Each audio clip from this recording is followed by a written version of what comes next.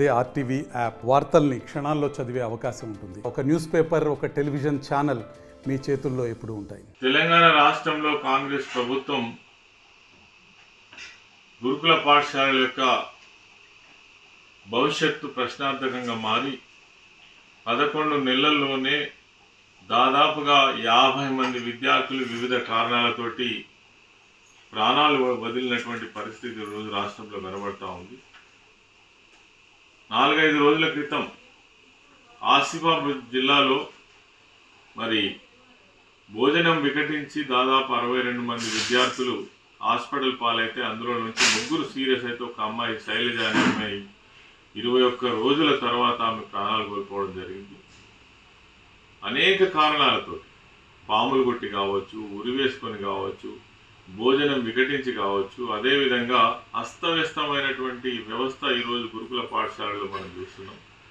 ఈ గురుకుల పాఠశాలల నిర్వహణ ఏదైతే ఉందో తెలంగాణ రాష్ట్రంలో కేసీఆర్ గారి నాయకత్వంలో మరి ముఖ్యంగా పేద వర్గాలైనటువంటి ఎస్సీలు కావచ్చు, ఎస్టీలు కావచ్చు, బీసీలు కావచ్చు, మైనారిటీలు కావచ్చు, ఇతర ఉన్నత వర్గాలలో ఉన్నటువంటి పేదవాళ్ళ కోసం దాదాపు 1100 గురుకుల పాఠశాలను ఏర్పాటు చేసి మరి అన్ని వర్గాలు కూడా ఆత్మగౌరవంతో జీవించాలి, వాళ్ళకు ఉన్నతమైనటువంటి విద్యను అందించాలనేటువంటి ఉద్దేశంతో ఏర్పాటు చేసిన గురుకుల పాఠశాల వ్యవస్థనే సర్వనాశనం చేయడం కోసం కంకణం కట్టుకున్నటువంటి ప్రభుత్వం రేవంత్ రెడ్డి ప్రభుత్వం. ఎందుకంటే ఆయన నోటి నుంచే మాట్లాడిన అధికారంలోకి వచ్చిన కొద్ది రోజులకే ఈ గురుకుల పాఠశాల వ్యవస్థ వల్ల తల్లిదండ్రులకు పిల్లలకు మధ్య ఒక ఎడబాటు ఏర్పడతా ఉంది. దీంతో ప్రేమానురాగాలు కొరబడుతున్నాయని ఒక ఫాల్స్ స్టేట్మెంట్ ఇచ్చి మనం ఖచ్చితంగా చూసాం.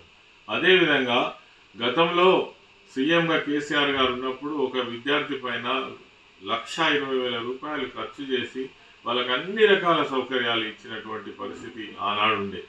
ఆ రోజు పిల్లలకు స్కూల్ డ్రెస్సెస్ కావచ్చు, తర్వాత వింటర్ సీజన్లో వాళ్ళకి స్వెటర్ కావచ్చు, దుప్పట్లు కావచ్చు, తర్వాత వాళ్ళకు ఆటలు ఆడుకోవడానికి కావాల్సినటువంటి మరి ట్రాక్ షూట్ కావచ్చు, షూస్ కావచ్చు, స్లిప్పర్స్ కావచ్చు, నైట్ డ్రెస్ కావచ్చు, ఇవన్నీ సౌకర్యాలు ఇచ్చి వాళ్ళకు ఒక ఉన్నతమైనటువంటి జీవితాన్ని ఇచ్చినటువంటి పరిస్థితి గురుకుల పాఠశాలల్లో ఉంటే ఈరోజు గురుకుల పాఠశాలల యొక్క వ్యవస్థ ప్రశ్నార్థకంగా మారింది.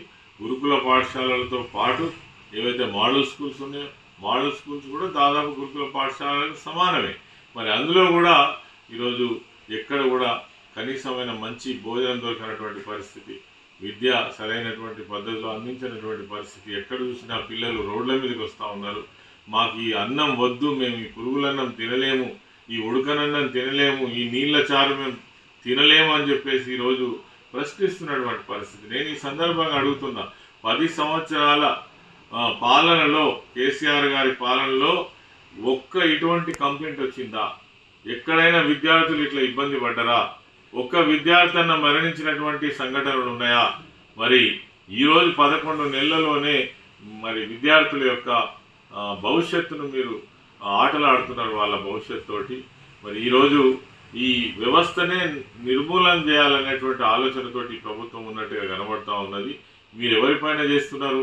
కేవలం పేద వర్గాలైనటువంటి పిల్లల మీద మీరు చేస్తున్నటువంటి ఎఫెక్ట్ పడతా ఉంది.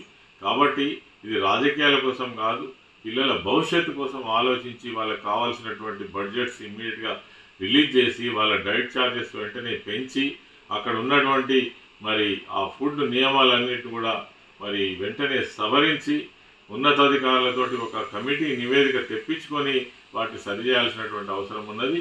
ఇదంతా అస్తవ్యస్తంగా కొనసాగుతున్నది కాబట్టే ఈరోజు బీఆర్ఎస్ పార్టీ మరి విద్యార్థి విభాగం ఆధ్వర్యంలో కేటీఆర్ గారి యొక్క ఆదేశాల మేరకు ఈరోజు గురుకుల బాట కార్యక్రమాన్ని నిర్వహిస్తున్న సందర్భంలో ఈరోజు మేము వాస్తవంగా రుక్మాపూర్ కానీ, చొప్పదండి కానీ, ధర్మపురి కానీ, మల్లాపూర్ గురుకుల పాఠశాల కానీ, తర్వాత జగిత్యాలలో ఉన్నటువంటి 1-2 గురుకుల పాఠశాలను సందర్శించాలని ఇంటి నుంచి బయలుదేరితే మమ్మల్ని మధ్యలోనే ప్రతిమ హాస్పిటల్ దగ్గర మరి పోలీసులు బలవంతంగా ఆపి మరి అక్కడి నుంచి మమ్మల్ని ఎందుకు అరెస్ట్ చేస్తున్నారో చెప్పమంటే సమాధానం కూడా లేదు.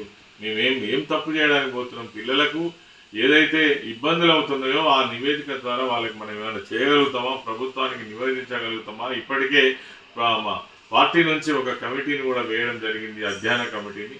దానికోసం మేము వెళ్తుంటే పోలీసులు బలవంతంగా అరెస్ట్ చేసి మరి ఇంటి ముందర పోలీస్ కాపలా పెట్టేట్టు బయటికి వెళ్లకుండా చేయడం అనేది ఇది చాలా నిర్బంధాన్ని కల్పిస్తూ ఉన్నది.